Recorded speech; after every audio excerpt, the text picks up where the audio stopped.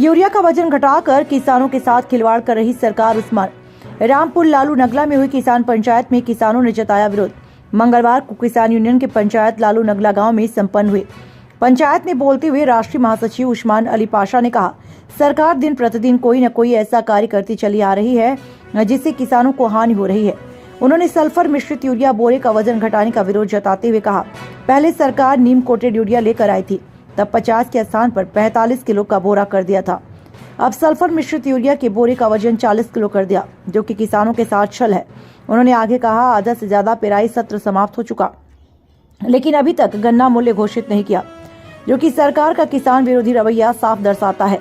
पंचायत में जिला उपाध्यक्ष दिनेश कुमार सागर, गुफरान पासा, रिजवान पासा, अरविंद पाल, उमेश सैनी, कासिम अली, रामचंद्र आदि लोग मौजूद रहे।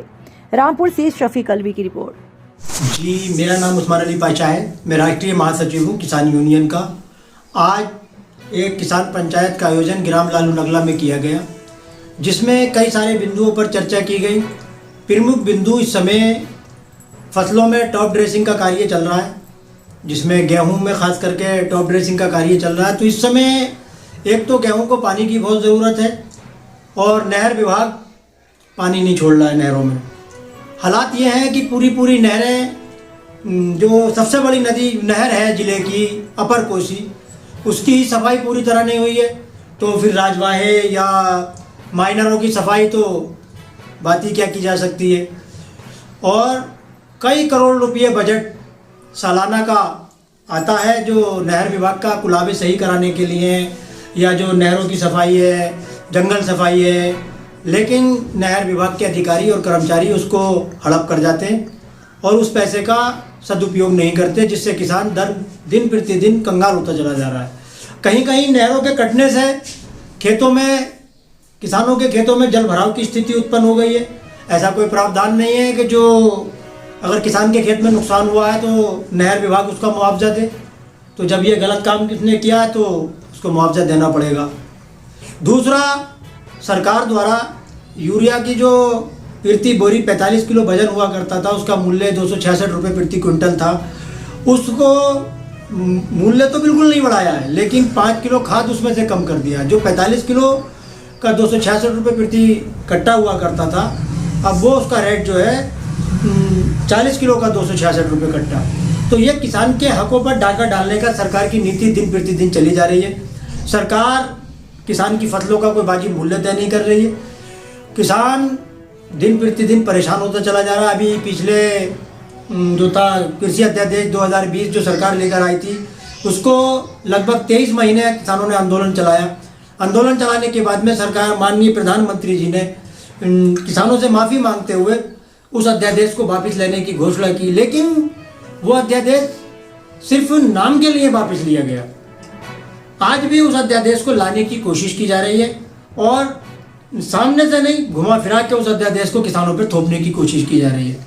हमारे ज़िले के जिलाधिकारी जो माइट पर बहुत ध्यान दे रहे हैं, मिलेट पर, और कोशिश कर रहे हैं कि मोटा अनाज पैदा हो। हमारा ज़िला मोटा अनाज पैदा करने में पहले से ही सक्षम है।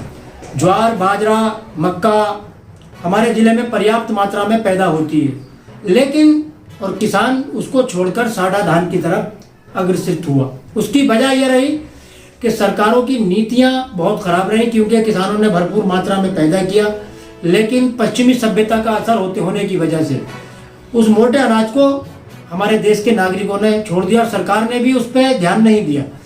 अब सरकार उस पर ध्यान दे रही है। हमारे ज़िले के जो जिलाधिकारी महोदय हैं वो बहुत ज़्यादा उस पर ध्यान दे रहे हैं, लेकिन क्रय केंद्र उसके, जैसे कि धान क्रय केंद्र खोले जाते हैं, ऐसे ही ज्वार, मक्का, बाजरा, इनके भी क्रय केंद्र खोले जाएं। सरकार द्वारा इनका मूल्य प्रति वर्ष निर्धारित किया जाता है, लेकिन पूरे उत्तर प्रदेश में एक भी क्रय केंद्र नहीं खोला जाना इस बात को दर्शाता है, क्योंकि सरकार चने का न्यूनतम समर्थन मूल्य घोषित करती है, चना खरीदने के लिए कोई क्रय केंद्र नहीं खोला जाता।